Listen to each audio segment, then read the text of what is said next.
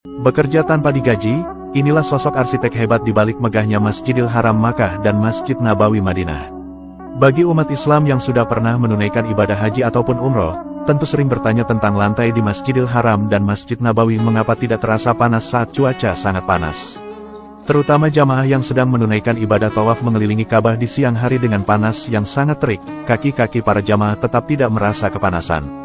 Ternyata, lantai yang bisa menahan panas tersebut, disebabkan karena memang didesain sejak awal untuk para jamaah agar saat ibadah tidak merasa terganggu. Arsitek yang mendesain lantai tidak panas ini adalah seorang ilmuwan asal Mesir yang bernama Dr. Muhammad Kamal Ismail. Dr. Kamal inilah yang memiliki marmer dingin, memiliki kubah listrik, dan memilih payung megah yang berada di Masjidil Haram dan Masjid Nabawi.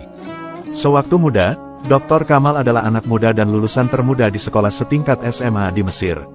Dalam sejarah Mesir, dia dulu dikenal sebagai anak muda yang terdaftar dalam sekolah teknik kerajaan pertama yang kemudian disekolahkan ke Eropa. Ia kemudian memperoleh 3 gelar doktor di bidang arsitektur Islam. Selain itu, ia juga pernah mendapatkan selnil dan pangkat besi dari raja. Dr. Kamal menikah di usia 44 tahun, dan istrinya melahirkan anak laki-laki, namun tidak lama kemudian, istrinya lantas meninggal dunia. Setelah ditinggal istrinya, Dr. Kamal memilih menyendiri dan memfokuskan beribadah kepada Allah. Ia bahkan hampir menghabiskan usianya yang hampir 100 tahun untuk melayani 2 masjid suci, yaitu Masjidil Haram Makkah dan Masjid Nabawi Madinah. Namun, apa yang dilakukan Dr. Kamal ini jauh dari sorotan media massa. Ia adalah insinyur pertama yang melakukan perencanaan pelebaran 2 masjid suci di Masjidil Haram Makkah dan Masjid Nabawi di Madinah. Hal yang sangat mengagumkan, saat bekerja untuk 2 masjid suci tersebut, ia selalu menolak untuk mendapat cek pembayaran dari Raja Arab Abdullah bin Abdul Aziz Al Saud maupun dari perusahaan Bin Laden atas desain arsitekturnya. Beliau hanya bilang, untuk apa saya menerima bayaran untuk sebuah pekerjaan saya di 2 masjid suci, bagaimana saya nanti kalau menghadap Allah kalau untuk 2 pekerjaan di masjid suci ini saya menerima bayaran. Dokter jenius ini, adalah sosok yang menemukan bahan batu marmer yang bisa dipakai untuk melapisi lantai yang ada di Masjidil Haram dan Masjid Nabawi agar lantai tersebut bisa menjadi lebih dingin sehingga membuat jamaah yang tawaf tidak merasa kepanasan. Batu marmer ini dideteksi dokter jenius ini adanya hanya di gunung kecil di Yunani. Di mana, di gunung-gunung lain tidak ada. Ia kemudian berangkat menuju Yunani untuk menandatangani kontrak pembelian batu marmer separuh dari gunung tersebut. Meskipun marmer yang dibeli itu jumlahnya adalah separuh dari 1 gunung di Yunani, namun pemanfaatnya hanya untuk Masjidil Haram. Usai melakukan pembelian, Dr. Kamal kembali ke Mekah dan memulai melakukan pembangunan.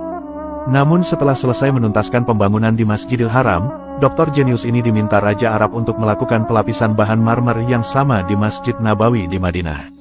Setelah mendapat tugas dari Raja Arab, beliau lantas merasa bingung karena bahan batu marmer itu hanya ada 1 di Gunung Yunani dan separuhnya sudah dia beli. Tapi karena diperintah oleh Raja Arab, akhirnya ia berangkat kembali ke Yunani untuk menemui perusahaan yang menguasai gunung yang ada batu marmernya tersebut. Dia lantas bertemu CEO perusahaan dan menyampaikan niatnya untuk membeli kembali separuh sisa batu marmer dari gunung tersebut. Namun apa yang terjadi, menurut CEO, bahwa batu marmer sudah habis karena sudah dibeli semua oleh orang lain. Dr. Kamal lantas penasaran siapa perusahaan yang membelinya. Ia bertanya kepada sekretaris perusahaan yang menjual batu marmer tersebut, namun jawabannya tidak tahu karena pembeliannya dilakukan sudah lama. Setelah ditelusuri, ternyata perusahaan yang membeli itu adalah perusahaan di Saudi Arabia. Dan akhirnya, beliau bertemu perusahaan yang dicari.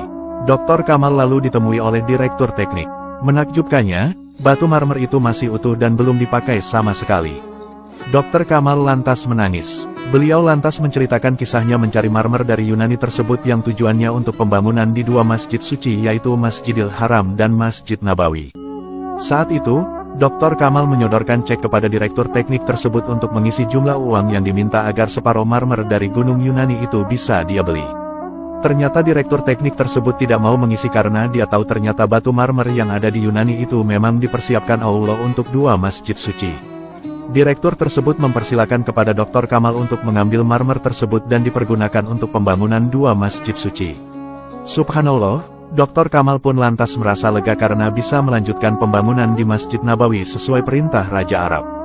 Dr. Kamal yang dikenal sangat religius tersebut, setelah bisa menuntaskan pembangunan di 2 masjid suci, tidak lama kemudian Dr. Kamal meninggal dunia pada Agustus tahun 2008. Dan sampai sekarang, jasanya masih terus bisa dinikmati oleh seluruh umat Islam di seluruh dunia setiap menjalankan ibadah di Tanah Suci. Semoga kita semua bisa berangkat haji dan umroh ke Tanah Suci, dan bisa beribadah di kedua masjid suci. Amin.